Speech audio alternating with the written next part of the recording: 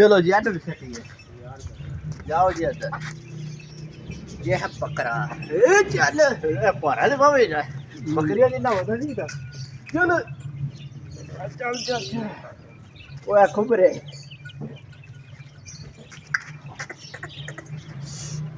चलो खाओ कुछ है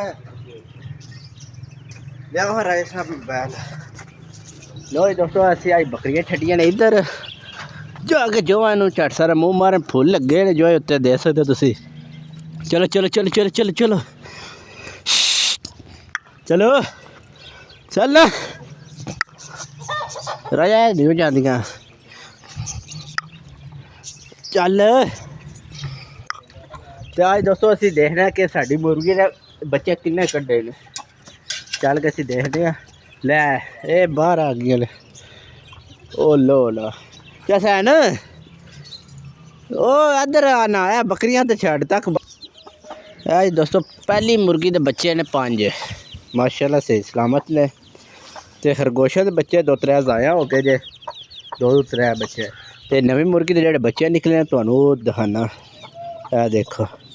चलो चलो चलो चलो कितने निकले सो 1 2 3 4 5 6 7 बच्चे माशाल्लाह दोस्तों। नवी मुर्गी के 7 बच्चे निकल आए जे देख सकते हो तुसी।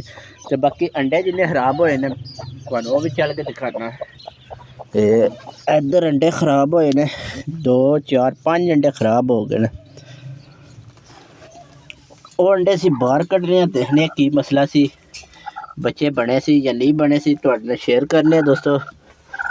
तो इधर मुर्गी एक होर बैठी है कोई दिनों इन्होंने भी बच्चे हफ्ते तक निकल आते। असी 5 अंडे चुक लिए। लो जनाब तड़ूडी तंग करते सी अंडे खराब होए ने वाले 5 अंडे तेनों भी बाहर पाने आ जाओ दोए दाना पावा तुहानू। आ जाओ आ जाओ आ जाओ आ जाओ आ जाओ आ जाओ आ जाओ शाबाश चल उत्थे दाना खा मेरे वाला। तो बाकी मैं इधरों चेक करा इन्हां अंडियां मसला की सी। एक हाथ भी दोस्तों मोबाइल फड़िया तो एक हाथ नाल लग्या वा अंडे चेक करन। ओए होए होए खराब सी की वजह से देखने दोस्तों। मुर्गी जल्दी उठ खलोती सी जिसकी वजह तो यह बच्चा अंदर ही डेथ हो गई है। अंडा सही सी ये बच्चा बनया आ दे सकते तुसी ब्लड दे सकते अंदर ही दी डेथ हो गई है। अंडा चेक करिए। लो जी दोस्तों यह भी खराब सी देखने अज किन्ने बच्चे इन्हें कड्डे नहीं यह भी खराब सी।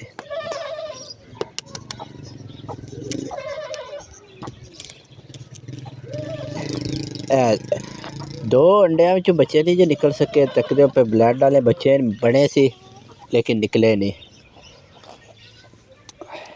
इन्होंने बाहर छड़ दी। चलो तो यह जोड़ा लाया ला खैर करे बस तुम दुआ करो जल्दी जल्दी जोड़ा लग जाए दोस्तों। यह कालू है जोड़ा मेरे नाई लिया तो नाल ही तो मादी छड़ी है देखो माशाल्लाह। तुम दसना है जोड़ा कैसा लगता।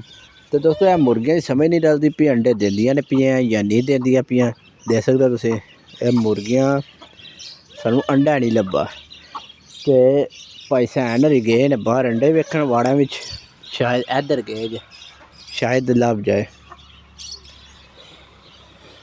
मुर्गी ने बच्चे लै ले ने संभाल ले ने बाहर दे सकते तुसी। तो जोड़े नू दाना पा खड़िया अगर मैं थोड़ा जिहा भी पिछे होया तो मुर्गियां ने अटैक करना कबूतरां उत्ते दाना खाना बस वो दे सकते हो रेडी हुई हैं।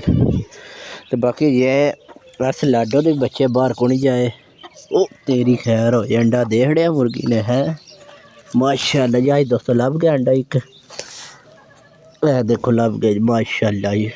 अगे मैं सोच रहा सी अंडे नहीं लभ रहे तो अज अंडा लभ भी गया अल्लाह खैर करे अंडा एक लभ गया बड़ी खुशी की गल है देख सकते हो तुसीं माशाल्लाह। अंडा लभ गया एक दोस्तों अंडा लभा देखो देसी मुर्गी का। तो अज का ब्लॉग दोस्तों इत्थे एंड करने। ब्लॉग चंगा लगा लाइक शेयर लाजमी करियो। चैनल तो चैनल सब्सक्राइब कर। ओके अल्लाह।